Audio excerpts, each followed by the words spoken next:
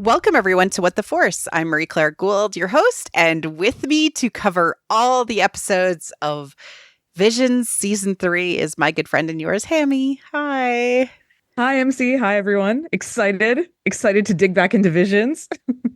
We are going to be covering every episode individually, and so this episode is just devoted to a high-level overview, as well as the Duel Payback.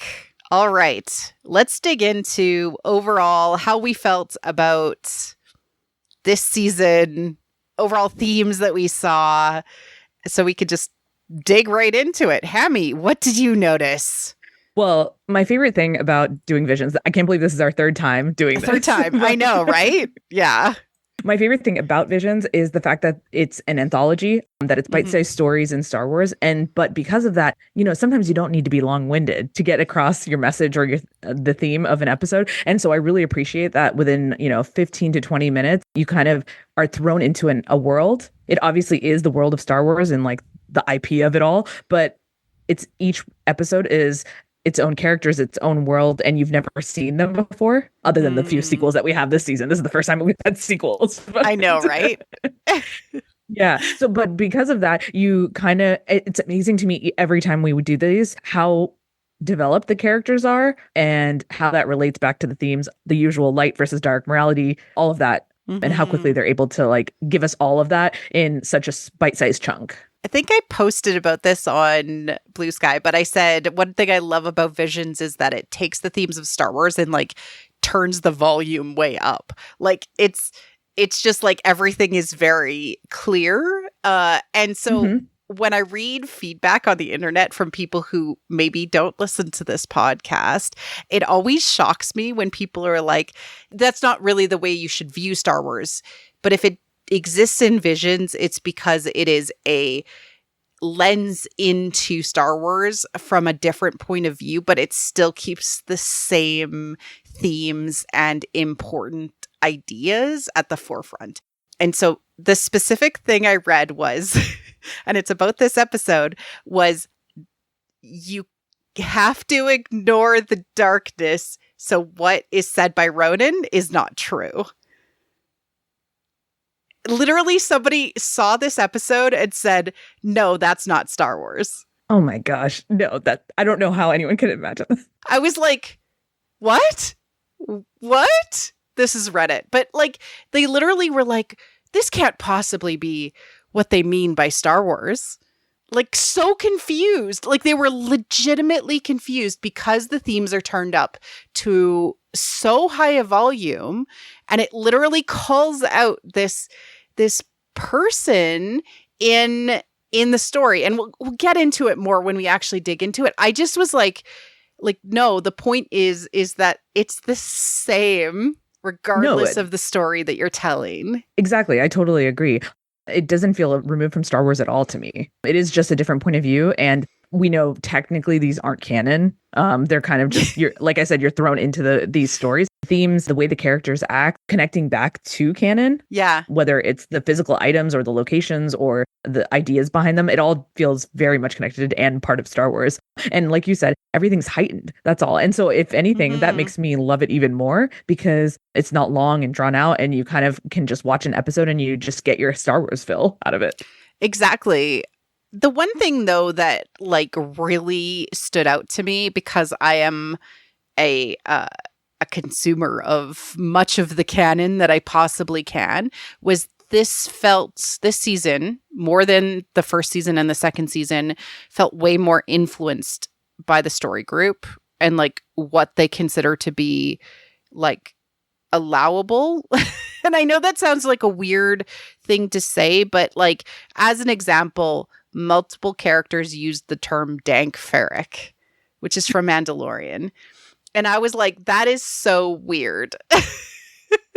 I felt the same way. And I still am wrestling whether that's a positive or a negative about that it was steering so close to the canon, because something that I really, really enjoyed about the first volume, and second season. Yep, second season too, volumes. It just felt like it could be anywhere or anything, and it didn't feel like it was locked into a specific time and place. And specifically everything but the Duel, Payback, and Birds of Paradise felt like it was locked at the Empire and the Jedi Purge. Yes. Like, very specifically. And I was like, I don't know if I liked that. I felt the same way. I wasn't sure. And it doesn't take away from the artistry of the episodes. It doesn't do any of that. It's just, at least when we started recording, it felt freer. Yes, yeah. That's how Visions was always presented in the first 2 volumes. You weren't held down by canon, that you were free to explore. Like, I had gone to the Visions panel at Star Wars Celebration Japan, and I think there was even a quote of somebody saying, like, some of these could even fit into canon. I'm like, I don't like that. I mean, I don't mean to, like, say it that way, but I liked the freedom that not having to fit in canon presented, like when we got Lop and Ocho. Like, you know, like, we got these, like, really interesting stories. Even Ninth Jedi seems like they pulling it back into the timeline. Did that feel that way to you? Yes, especially with Ninth Jedi. It almost made me disappointed that was left so open-ended that where Kara could have gone, it could have been anywhere. Yeah. And instead we were held into the same timeline that we always are. And I think that's kind of been our critique for a lot of Star Wars, is that it has felt very restricted. And so to see Visions also being held to those same standards, it's kind of disappointing. And now I don't, like, it definitely feels like, is it supposed to be canon or is it not supposed to be canon? Right. Feels like a weird question that we shouldn't be asking with Visions, and I don't like it. Yes. It's something I would compare it to another franchise or part of the franchise that you and I discuss a lot is Lego. Yeah. The Lego is given that freedom and that joy, that childlike wonder, because it is not tied to the canon. Of course, there are canon characters, the canon places, settings, everything. It's given the freedom that, oh, well, we can have, you know, Obi-Wan in sunglasses and a Hawaiian drink in his hand because it's not tied to canon. And I think, especially for you and me personally, because of how we enjoy Star Wars, we love the themes, we love the mythology, we love that part, not just the pew-pew of it all. And because of that, it's kind of disappointing to see Visions not have that same freedom. Yeah. And so, although this season, much like the first 2, beautiful, etc., it does seem to, like, be constrained in a weird way. And I couldn't put my finger on it for the longest time until I'd spoken with a friend, and she was like, yeah, it feels like they're trying to make some of this canon, which is like, why? Like, why bother? You know, it doesn't even matter. They could create all sorts of new cool things that don't fit into it, but it definitely felt like there was way more influence on this to have it fit into people's mindsets. Maybe. I think also with the Force, because of course that's what we always love to talk about on What the Force. On What the Force, yeah. It also felt like the Force was constrained too in a lot of the episodes where we couldn't get as weird. There are exceptions, of course, and which we'll get into as we go into each of the episodes. But we couldn't do the Mortis, the weird stuff. The weird kooky stuff that like if we're not limited by canon, that this isn't going to affect anything down the road and what people come up with. Why can't we go wild and crazy with our Force stuff? Yeah, exactly. It definitely felt like even the Lost Bride or even the Village Bride sequel, The Lost Ones. I was like, no, it was all revealed. Like, I was just like, oh, so, you know, I will try to temper my disappointment when we do run into the Empire / the Jedi Purge, because have we done it to death? Maybe already in canon. All right. So yeah, of course, the most original ones that do not seem connected at all were the Duel and Birds of Paradise. So we'll dig into those. There are some major themes that I didn't want to talk about, which for me personally were called out, but so mining and consumption, this is all tied to the House of Atreus theme, which is consumption of the children or the future. So House of Atreus is the Greek house that started with Tantalus, who all sort of a line of Greek people that ended up feeding their children to the gods or killing their children to get power or to get something to happen. That's the very very too long didn't read version of it. But what it is that it shows up in Hollywood and in our stories all the time, where there is this idea that we are consuming our future to feed the present. And that comes out in consumptive symbolism like fire, like worms or snakes eating things without end, and mining, which is a more modern version of this theme that is heavily present across all of Star Wars. If something bad is happening, if the Empire is there, there is mining there. And using the resources from the planet that they're on. Exactly. Like mining the present and destroying the population, and often slavery is involved.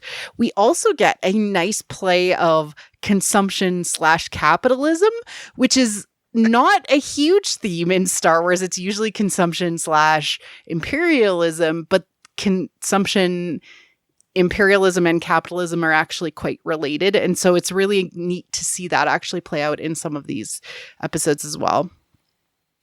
Balance means accepting, onto the next theme, balance means accepting the light and the dark both live inside of you. And I think we both think that is what the meaning in Star Wars is. that it's not getting rid of the darkness. You can't deny the darkness. It will continue to follow you the more you deny it. Yeah, Robert Bly, who talks about the Jungian shadow and very much influenced Rian Johnson, has my favorite lens of this idea of darkness, that if you ignore it, follows behind you like a big stinky garbage bag that starts to destroy your life. And if you actually take time to unpack your garbage bag and understand it, don't let it control you.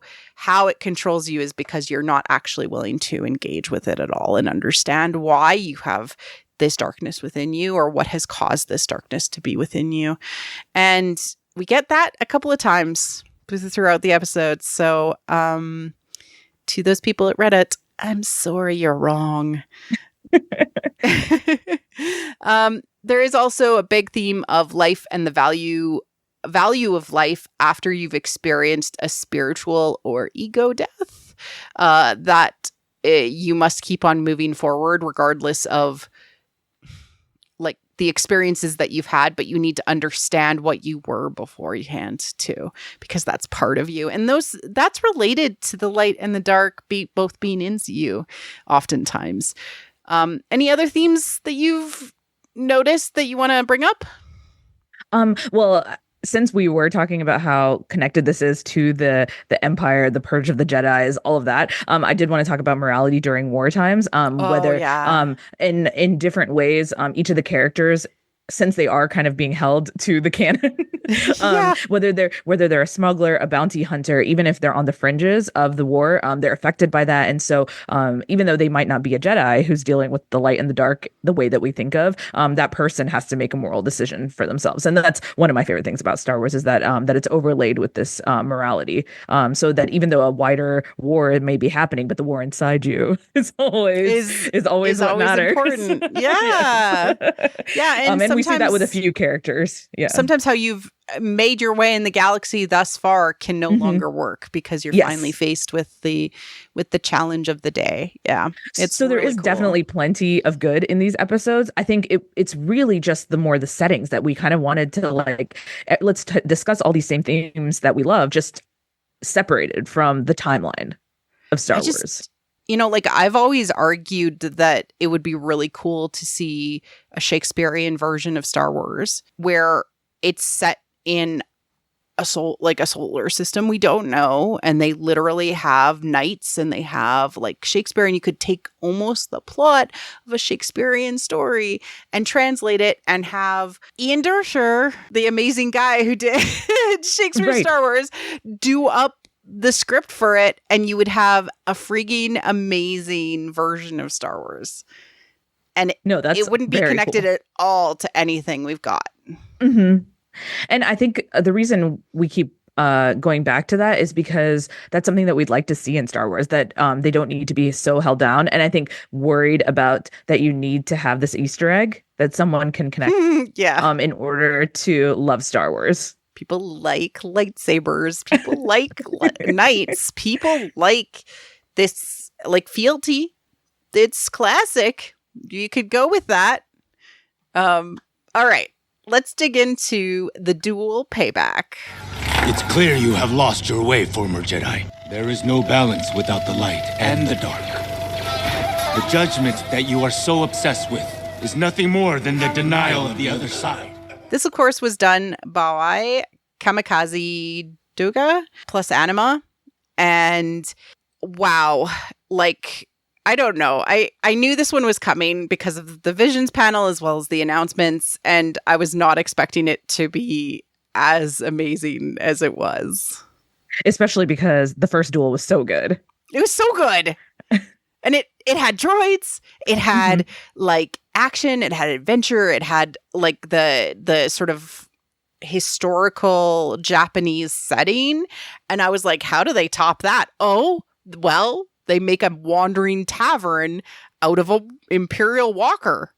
A gambling den, as they call it. A gambling den, yeah. And, you know, they have like Ewoks that are serving drinks. They have gong droids that are serving like noodles and drinks and sake. And like, it's so cool. And from an arts perspective, that was kind of one of my favorite things about the original duel. And this was from Volume 1. Was just the black and white artwork. It just felt so very Japanese. And I do want to shout out Volume 3 is a return to all of the Japanese studios. So each of the episodes is by a Japanese studio. And so I kind of do like those elements. We'll talk about it when we get there, but not just the artwork in the duel is Japanese inspired, but it's also things about like Ronin himself. It's known, the word Ronin in Japanese means a masterless samurai, which is what he is, except a Jedi instead of a samurai. We have the onsen that comes up later.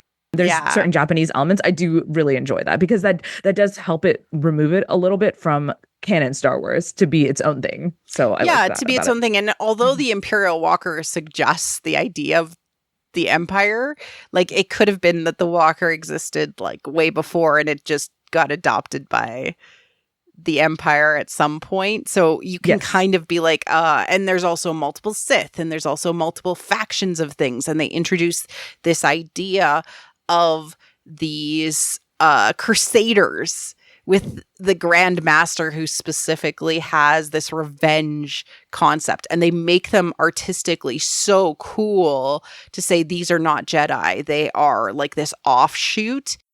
And when I spoke with Cavan Scott a long time ago about Dooku Jedi Lost, he actually viewed early Jedi could have been very much like Crusaders and had their own like sects within the Jedi Order, or even that they were offshoots of the Jedi Order themselves that had their own paths they were following in their own tenets and their own belief structures. And I always loved that idea that maybe not all of them are as good as others and kind of doing their own thing. And the Jedi Order was the only thing that survived based on that. No, I love that idea. And I think in the first duel, one of the droids had the little hat made out of straw. Yeah. So it just felt of a different time, right? You wouldn't see that in the modern timeline in Star Wars. And so for that, it does feel set in the past. And so I agree with you that calling for the Crusaders or the Samurai, all of that, it just kind of refigures how you think about the Jedi, that it's not just one group, that it could be everyone with their own goals and aspirations in separate sects. We also have like sort of a security Sith with Annie San, and I loved her head tails being in an updo, like, and her just overall like design was beautiful. I liked how cocky she was. I loved how she was based on a female samurai or an Onimusha. Apologies, I'm very bad at pronouncing all of the names, but I absolutely loved everything about it. And then we have this, you know, their fight because of, you know, his droids are messing around. Yeah, I liked that we open with them fighting and we end with that. I just really liked that part of it, that the fight continues. But it's quickly called in that these Crusaders are looking for him. And it actually started on him having this flashback, the Grand Master having this flashback to fighting Ronin before, when he was a Sith, before he left the Sith to go and hunt other Sith. Yep. which is really cool because it's like, well, it blends into these themes of what we're talking about, which is that this guy actually has not let go of the past, and he's carrying around baggage, and that is what is confronted when he ends up fighting Ronan, and Ronan's like, my dude, you haven't moved past where we were. Yeah, like we last literally met. you've been stuck this whole time. And that's all symbolically shown through the fact that he is literally a robot, mostly. You can't have balance without the light and the dark. When they start fighting, the Grandmaster is the one who says balance only comes with true peace. And it's like he's been searching for that peace this whole time since the last time he saw Ronan. And true peace comes from understanding and accepting your darkness, and then being able to say that is part of you and moving beyond it. And during the fight, one of my favorite things is that the Grandmaster is blinded. And again, that's symbolic. He's blinded by his need for revenge. He says it's justice, that he's going after Ronan for justice, but really it's solidified now within him as revenge.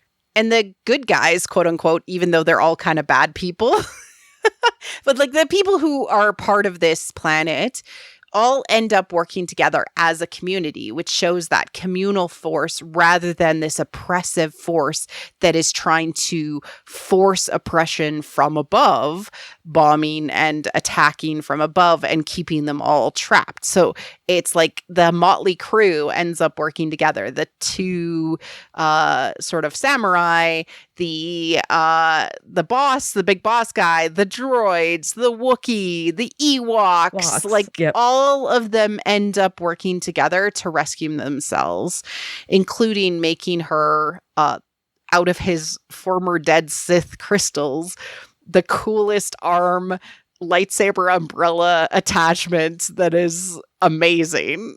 Calling back to the first Duel episode. Exactly. The island itself that they hang out in, well, temporarily to recuperate, is, of course, the Lap of the Goddess location, meaning it's a bit of an underworld where they can rest and recuperate, but they can't stay there forever. And so once everything is resolved, they do decide to move on, fighting to basically say, like, they're still continuing their conversation with lightsabers. I am obsessed with the back to hot springs. As somebody who got to go to an onsen when I was in Japan, I'm like, oh yeah, this makes sense to me. Well, and I've read a few stories that are set in Japan, and often the hot spring is a place for healing. Yeah. And it is in real life as well, but also in the story. So when Ronan wakes up from it and he sees, and I like that they're sharing the hot spring. Yeah, it was very sexy. What the hell? Even with the Ewoks being like, here, look at this. And then the Ewoks showing up like in front of it. Well, and it's always fun. It's always fun character-wise for like a temporary truce, right? So yeah. Yeah. Oh, like, man. oh, okay. The enemy of my... I ship them. What is it? What's that saying? The enemy of my enemy is my friend. Yeah. Yeah. I'll just a couple other little things that I absolutely loved was, of course, the snowshoes on the walker. That was just so fun. The Ewok rescue and like how they helped the droids, and then also what they did with like their little like diving masks and how they set up all of those little traps. And it felt so perfect, even though we were seeing Ewoks out of the Endor forest. Right. And I loved that. And it reminded me of when George Lucas talks about the Ewoks, because obviously when Return of the Jedi came out, a lot of people were against it. They were like, what are these teddy bears and how are they going to beat the Imperial Force? And so it kind of reminded me of that, like you said, of the group coming together to defeat a common enemy. And they are actually murder bears, guys. Yes. Respect their names. Yes, exactly. So anytime I see Ewoks, I always think of that they're stronger than you think and should not be underestimated. Exactly. Any final thoughts on this one? Well, I just wanted to go back to the final fight between the Grandmaster and Ronan. As he's blinded, as the Grandmaster's blinded, he of course grabs the red lightsaber. Right. So it kind of just shows his true nature. He's given the choice. Yeah. He can't tell because he's blinded which color is which. And he grabs the red lightsaber to the red lightsaber, to the dark side. Which, which shows actually he's just been denying his dark side this whole time rather than actually understanding it. and not finding balance. And it seems Ronan is probably the one with the balance in him. Exactly. I can definitely see why this is hard for people to understand, but like the reason why Ronan is going out there and confronting Sith is because he's on an atonement journey. Correct. He didn't want to fight the Grandmaster anymore. No, I think the Grandmaster seeked him out, so he was just going on his own journey of finding all the other Sith. I don't think he was planning on going and hunting the Grandmaster for that something in the past as revenge either. Exactly. And, frankly, I would accept and love, not accept, I would love to have an entire series devoted to Ronan. It would be really cool. And I would love to continue with like flashbacks to his past as well. And then connecting back to the present day. I think that would be really cool. And then also it seems like we're on a different planet because of the snow. So it would be fun I'd like and obviously as he's going on his little journey to hunt down the Sith, it's going to be on different planets. So I really like that as well. Yeah, I would love just more of him. He's such a fun character. His droids are fun, like CZ and R5, and his concern over them, like having concern over droids is like a good sign that you're actually a balanced person. Yeah, I want more of them. Oh, one more moment. So when when the Grandmaster cuts his hair tie and his hair is suddenly all loose, we actually have a moment of transformation symbolism because hair is related to how you think about the world. And he is very much confronted with the fact that, like, Ronan himself is confronted with the fact that this will end in death for the Grandmaster, and he doesn't necessarily want that, so he's not fighting at his hardest against the Grandmaster, but the Grandmaster only sees him as his former self because his hair is so big, it reminds him of the Sith cloak. Oh, so nice. he can only see the past versus Ronan seeing the future. Like, oh, so good. So good. Yeah. Well, and I also have to say, Anasan putting the kyber crystals, Ronan's kyber crystals in her hair was really cute at the end. Oh, yeah. And he's like, I need those back. And she's like, no. I ship them so hard, man. They're sexy onsen situation. Oh. There can be a fanfic about that. Right? I do have to say, like, there was a surprising, again, lack of romance. Oh. Is it surprising? Is it surprising? I would say it's like, it's weird. It's getting weird, well, yes. Guys. I think in Volume 1 we had the village bride with the couple. Yeah. Loved that and loved them and the entire planet part of it. I can't remember in Volume 2. I don't think there was There was lots of kids in Volume 2. Mm-hmm. Yeah. This just felt weird that there wasn't in this particular episode even. Oh, There wasn't more like flirting. Mm-hmm. There was, but that was probably because of the voice actors. Right. I was gonna say I don't think it was necessarily explicit. No. Another plea from me and Marie Claire. More romance in Star Wars, please. More romance in Star Wars. All right. Well, that ends the duel Payback. Hammy, where can people find you if they are looking for you online? Well, thank you, MC, for always including me on this discussion. I'm on Twitter at Balanced Padawan, and then I am also on Blue Sky as Hamsa, Hamsa. Thank you, everyone, for joining us, and come back next time for the Song of the Four Wings. Cheers.